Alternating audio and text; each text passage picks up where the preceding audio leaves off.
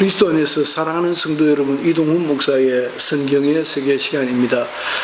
오늘은 지난 시간에는 과학과 종교 혹은 신앙의 관계를 살펴보았습니다. 오늘은 조금 더 들어가서 창조냐 진화냐라고 하는 문제입니다. 성경을 먼저 한번 찾아보겠습니다. 창조에 대한 성경의 구술들은 어마어마하게 많습니다. 어마어마하게 많은 횟수로 창조에 관한 언급들이 있고, 또 하나님이 지으셨다는 그런 동사형으로도 많이 나오는데, 특별히 골로새서 1장 16절이 압도적인 내용을 갖고 있는 것을 보고 제가 참 놀랐습니다. 만물이 그에게서 창조되되 하늘과 땅과 보이는 것과 보이지 않는 것들과 혹은 왕권들이나 주권들이나 통치자들이나 권세들이나 만물이 다 그로 말미암아 그를 위하여 창조되었고, 이랬습니다. 너무너무 멋있는 성경 구절이어서 제가 정말 보는 순간에 눈이 확 띄는 듯 했습니다. 모든 보이는 것과 보이지 않는 것을 포함해서 모든 권력, 주권, 왕권 등의 서로 관계를 형성하고 있는 어떤 힘에 대해서까지도 하나님이 지으신 것이다 라고 얘기하고 있습니다. 이 모든 것을, 모든 보이는 것과 모든 보이지 않는 것, 하늘과 땅의 그 모든 것들을 하나님이 지으셨다라고 창조에 대한 원리를 고백하고 있습니다. 첫째, 창조로는 하나님이라는 어떤 절대자가 있어서 그를 디자이너, 설계자라고 하든지 어쨌든 어떤 절대자를 인정하는 것은 유대교를 비롯해서 기독교, 또 인도의 힌두교 등, 또 일본의 자연신 교회도 마찬가지고, 종교라고 하는 종교는 거의 대부분, 불교는 조금 예외적이지 않는가 싶습니다. 거의 대부분 유실론적 종교관을 가진 것이 대부분입니다. 하나님이 계셔서 그 하나님이라고 하는 존재가 보이는 세상 만물을 지으시고 주관하고 다스리신다라고 생각합니다. 본고에서는 우리들은 기독교를 중심으로 이해를 해보고자 합니다. 첫째, 창조냐 진화냐는 우리가 얼마든지 무궁무진한 풍부한 자료들을 찾아서 제시해 줄 수 있습니다. 저도 얼마든지 제가 가지고 있는 자료들을 가지고 정보를 정리를 해서 여러분들에게 소개해 드릴 수 있다라고 생각이 듭니다. 창조론에 대한 각양각설의 강력한 주장들을 소개해 드릴 수가 있고, 그와 나란히 같은 템포로, 같은 압력으로 진화론에 대해서도 그와 못지않게 굉장한 주의 주장들이 있다라는 것을 여러분들에게 소개할 수 있을 것 같습니다. 그래서 창조론을 요약하면 유실론적 입장에서 기록된 하나님의 계시로 보는 것에서 출발합니다. 그러니까 성경을 유실론적 입장에서 하나님이 우리에게 말씀하신 계시의 말씀, 기록된 계시의 말씀이다 라고 인정하면서부터 창조론이 시작이 됩니다. 그러니까 성경을 인정하지 않으면 창조론이고 무엇이고 더 이상 주저리 말할 것도 없는 것이지요. 성경을 인정하면서 태초에 하나님이 천지를 창조하시니라 라고 되어져 있지 않습니까? 창세기 1장 1절이 그런 의미입니다. 하나님의 창조를 설명하고 있는 것이 선언하고 있다고 보아야 할 것입니다. 그 선언을 하나님이 계시구나, 계시는 그 하나님이 천지 만물을 지으셨구나 라고 하면 땡인 것입니다. 그걸로 다 끝나는 것입니다.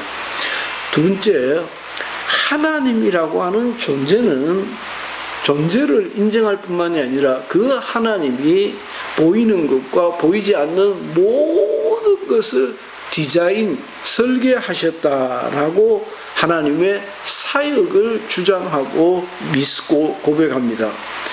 창조는 하나님의 디자인이다라고 하는 믿음의 대상이라는 사실입니다. 그러니까 창조는 우리가 실제로는 꼭 그렇지는 않습니다. 실제로 창조론이냐 쥐다론이냐는 굉장히 과학적인 데이터를 가지고 치열하게 서로 싸우고 또 우열을 가리기도 하고 진위를 가리기도 합니다.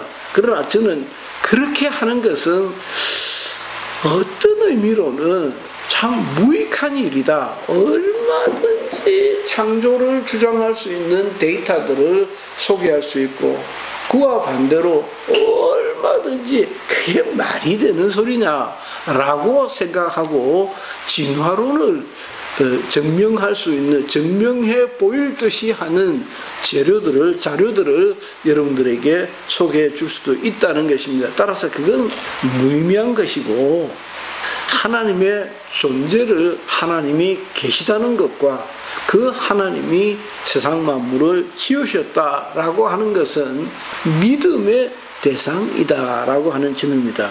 세 번째, 구약 성경은 처음부터 창세기 1장 1절부터 말라기 끝까지, 처음부터 끝까지 하나님의 디자인과 하나님의 워킹, 사역을 믿고 신앙으로 고백하는 것입니다.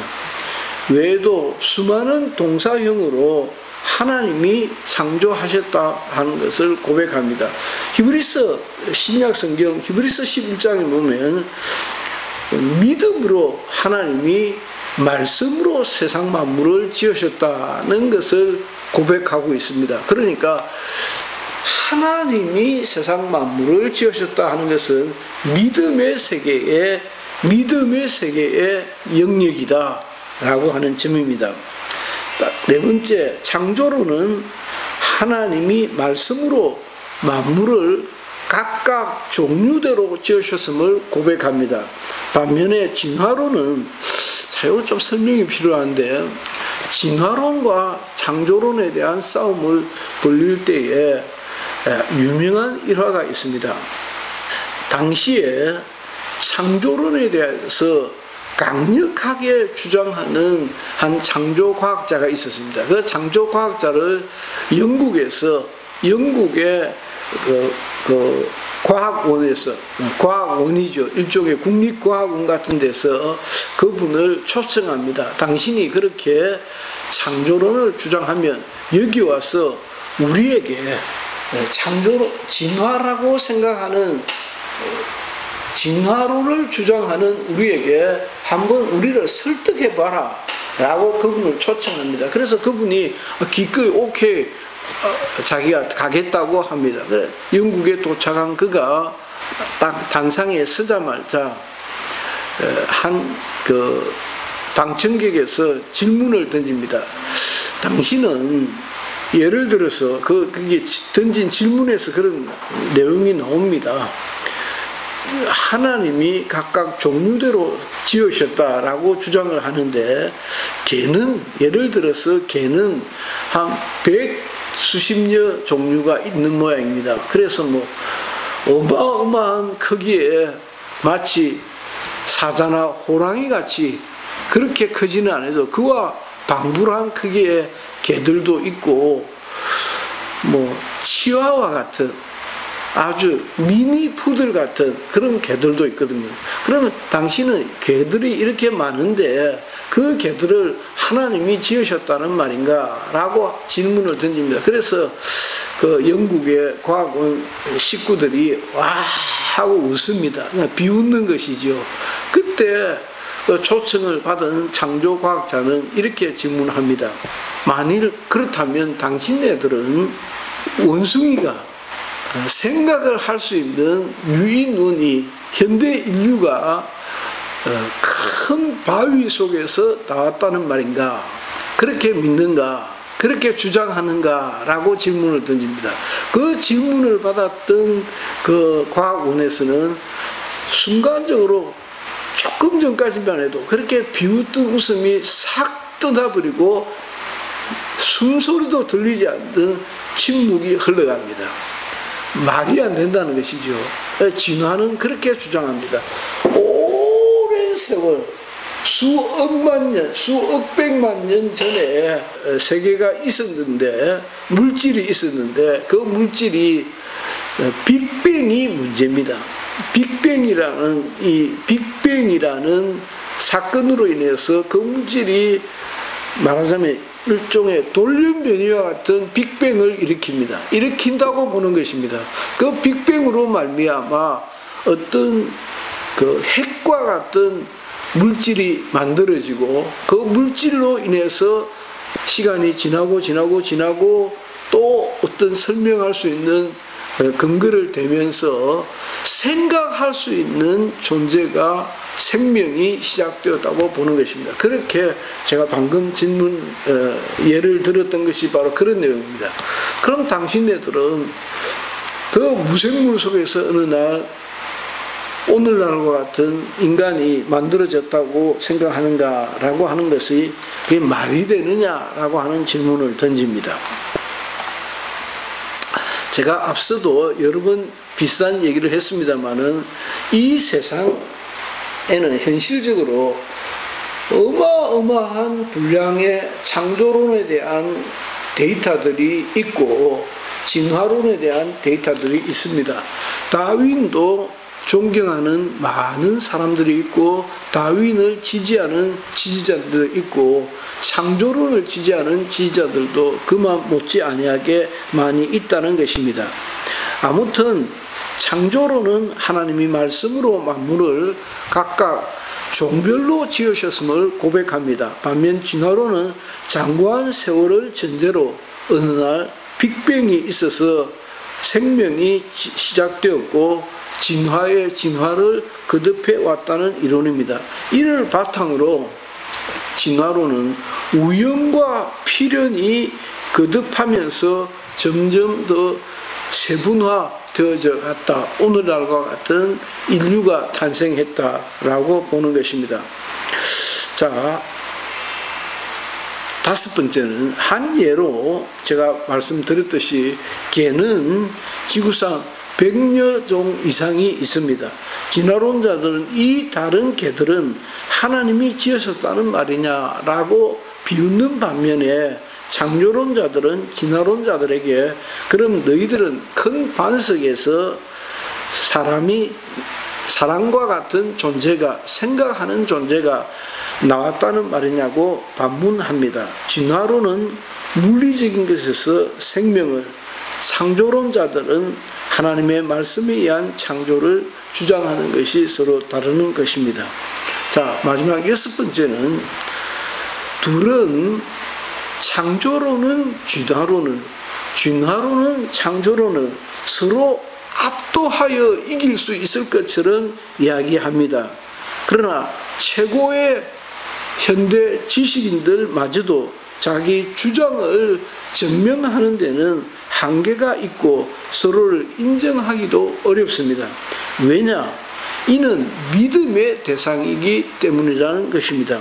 하나님의 존재와 능력을 인정하면 성경 그대로를 믿을 것이고 진화론자들은 아예 하나님이 없다고 하니까 뭔가 자연 발생적인 빅뱅과 같은 큰 사건이 있어서 그로 말미암아 생명체가 시작이 되었다라고 주장할 수밖에 없고 그것을 무슨 말로 설명을 하든지 그래서 어떻게 설명하든지 그 설명에는 한계가 있을 수밖에 없다라고 하는 이야기입니다. 따라서 창조냐 진화냐라는 문제는 일곱 번째 과학의 영역으로만 보아야 할 것 같지만은 실제로는 그렇지 않고 일방적으로 원사이드하게 증명할 길이 없고 이해할 방법도 없다는 것입니다.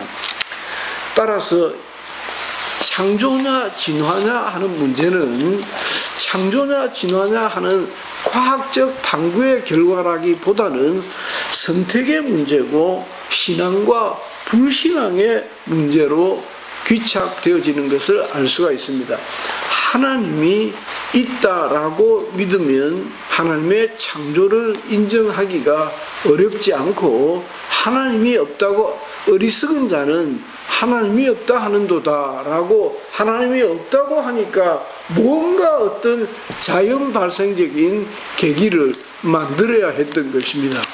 창조냐 진화냐의 문제는 과학적 증명의 문제라기보다는 그건 과학적으로 증명하고 충분히 싸울 수 있습니다. 싸울 수 있다는 것을 제가 말씀드리고, 그러나 더 심층적으로 들어가 보면 아무리 과학적으로 증명이 되어도 하나님 없다고 하면 창조론을 인정하지 않습니다. 아무리 과학적으로 증명이 되어서 진화론이라 주장할지라도 하나님이 계시다라고 믿는 그 사람에게는 하나님 창조를, 하나님의 디자인을 인정하지 않을 수 없다는 것입니다. 결국 그것은 신앙과 불신앙의 문제고 선택의 문제일 수밖에 없다. 선택의 문제이다는 한계에 부딪히게 된다라고 하는 말씀을 드렸습니다. 여러분들께서 얼마나 제대로 깊이 이해하셨는지 모르겠습니다. 이에 대해서는 좀 더 시간이 지나서 조금 더 제가 설명할 수 있는 기회가 있지 않을까라고 생각합니다. 경청해 주셔서 감사합니다. 이동훈 목사의 성경의 세계 시간이었습니다. 감사합니다.